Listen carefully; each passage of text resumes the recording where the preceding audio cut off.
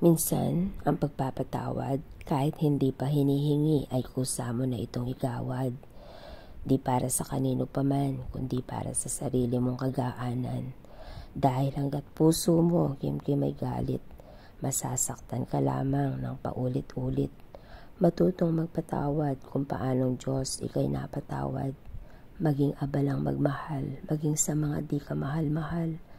Tunay na napakaikli lamang ng buhay kung magpapakaabala lamang tayo sa galit na walang humpay. Piliin ang sarili, bawat segundo dito sa mundo ay ginto. Napakaraming dapat pag-ukulan ng kaabalahan. Huwag kang mananatili lamang sa ganoon at ganoong kalagayan. Mararamdaman mo ang tunay na kapayapaan kung bibitawan mo ang mga daladalang kabigatan.